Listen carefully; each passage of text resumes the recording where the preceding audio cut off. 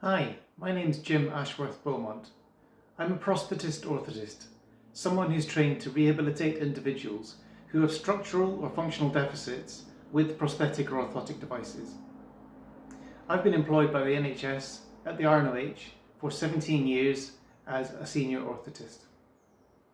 The reason I'm here today is to talk about some themes that have emerged from my couple of years as an amputee, coloured by my history as a clinician. I'm also a triathlete, a coach and personal trainer, and I was out working and training on my bicycle in South London in July 2020. Stopped at traffic lights, I was hit by an articulated lorry, crushed and dragged underneath 100 metres. I was airlifted to King's College Hospital in Camberwell by the air ambulance service as a polytrauma casualty. My injuries included traumatic amputation of my right arm, degloving of the anterior trunk, blunt injury to my viscera, spinal, rib and leg fractures, peripheral nerve injuries. Hospitals across the land were under COVID-19 conditions, and therapy staff had very little access to their rehabilitation resources. I was severely debilitated following 6 weeks in a coma, and having developed complications including sepsis and multi-organ failure, I was attached to a dialysis machine 24/7 for over 2 months. So the space, resources and capacity I had to rehabilitate were very limited. This was complicated by a simple lack of arm length. Even mobilising in bed, I had one surviving elbow which was severely scarred from the accident. Mobilising to sit or stand was very difficult. So I would definitely have benefited from a rudimentary prosthesis to accelerate my independence and safety on the ward. Although my residual limb was well healed and at low bearing capability, that wasn't offered. One of the most valuable rehabilitation activities during my admission were visits from the rehabilitation psychologist as an outreach from the rehabilitation centre. I think it helped in several ways, discussing potential issues around the immediate trauma and also having them linked with previous traumas from, for instance, my previous military service, and also providing an objective link to the outside world. I had a planned discharge for January 2021. However, I discharged myself in November 2020. The reason was that no physical work was happening in the hospital, and I felt that my physical and mental health was being stifled. True, Guy's, King's and St Thomas's have a community amputee rehabilitation unit based nearby. Unfortunately, because I was diagnosed with an infection while on the renal unit, I was unable to attend. Discharged home, I couldn't access NHS rehabilitation services that weren't directly associated with the amputation. I had recovered adequate shoulder range of motion, and so that was it as far as the prosthetic rehabilitation services were concerned. But my own priorities and plans for rehabilitation needed to be global, so the arm became kind of a side issue for me really. I had lost over a third of my body weight in muscle and fat, my metabolism was shot to pieces, my body surface was 30% grafted, and I had a peripheral nerve injury to my leg. I continued to attend outpatient dialysis 3 times a week until the end of December 2020, which in itself was debilitating and time consuming. I was able to put my plans into action due to the generosity of friends and colleagues who raised sufficient funds to support private NMSK physiotherapy for 12 months, twice a week. I've been in the healthcare field for over 20 years, and to understand and articulate around my health problems with medical and healthcare staff in a straightforward fashion. Even so, I did find it extremely difficult to progress with my return to work and sport without taking matters into my own hands and also being able to fall back on the support of loved ones, friends and colleagues.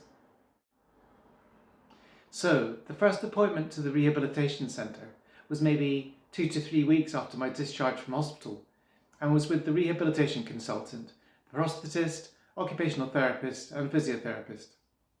It was an in-depth physical assessment with brief discussion of my overarching goals as far as returning to those activities was concerned. But not much in-depth discussion of incremental goals, or indeed limiting of expectations. Smart goals, if you will, and that I think would have been an important thing to do with me as a subacute trauma patient. I found the lack of a programme quite frustrating. As I regained 25 kilograms body mass and my organ function, there was continuous change in the limb volume and body composition taking place. So I really didn't establish a well-fitting socket until May 2021. My NHS prescription consisted of, and remains, body-powered. I have a voluntary opening split hook terminal device, a manual rotating wrist, and a toggle locking elbow. I have augmented the terminal devices with a couple of my privately purchased items. With this type of prescription, effectively, the elbow and the wrist are fixed during the task, and the terminal device is operated by a cable derived from the harness, which is operated through biscapular abduction. I have found this very functional to carry out single tasks, familiar tasks, in a controlled workspace. So it's actually suited for clinical work in familiar environments where I'm carrying out well-practiced tasks that I've had the opportunity to practice and refine. However, I only received this after flatly rejecting the option of a cosmetic limb at the outset. And the functional ceiling in terms of the sophistication of prosthetic componentry available to upper limb clients, both in terms of movement selection and sensory perception, leads me to feel that physiotherapy, occupational therapy and psychosocial compensation are possibly higher priority aspects of rehabilitation than prosthetic prescription provision as it stands. I initially focused on manual activities at home, like cooking, cleaning, that sort of thing, to broaden my intuitive skill set with a view to returning to work, which I achieved in summer 2021. Now, concurrent to all this, in association between manufacturing companies and Proactive Prosthetics, a private prosthetics rehab outfit, we have developed a microprocessor-controlled, multi-articulating, electrically powered prosthetic prescription. This is formed of a modular multi-grip or multitask hand and a gripper device, which are modular and interchangeable, a powered wrist and elbow. These are controlled either myoelectrically or via a linear transducer in the case of the elbow. I have found that the relative benefits of the limb is that it's better for undertaking a series of tasks with more intuitive changes possible in task-focused terminal device positioning, grasp pattern, and in unfamiliar environments. So, more adaptive and naturalistic, without the need for quite so many compensatory movements and postures. So, on the face of it, I would use a myoelectric limb more regularly. Even though I have a degree of knowledge and I'm a qualified practitioner, I'm working through a prosthetist of my own. Because there are multiple power components in the limb, there's cumulatively plenty of possibilities for things going wrong. If there's a problem with the limb, this requires me to physically interact with a prosthetist who will then decide what needs to be done, what components are a problem, what needs to be replaced or maintained, and potentially send the entire limb back to the manufacturers. Therefore, there's quite a lot of pressure on the prosthetist to try and reduce downtime, device failure, prescribe components which are robust and reliable, and being modular, cross-compatible. Because the patient groups are small, this kind of evidence may not yet exist. The weight of a device is an important variable in practical use. 1.5 kilograms for body-powered versus 2.7 kilograms for the myoelectric arm. The latter approaches the weight of my natural arm, which in itself wouldn't be a problem, except that I'm still reliant at the end of the day on the size of my residual limb. The lever arm, in order to stabilise and suspend the arm in relation to my body, which can get uncomfortable after a period of time.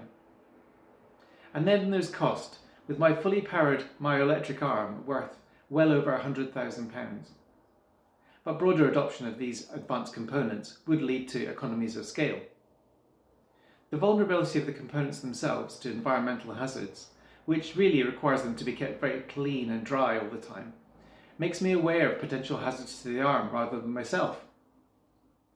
What I've found in practice is that, although I prefer to use my myoelectric arm very much, I keep the NHS arm as a reliable second device.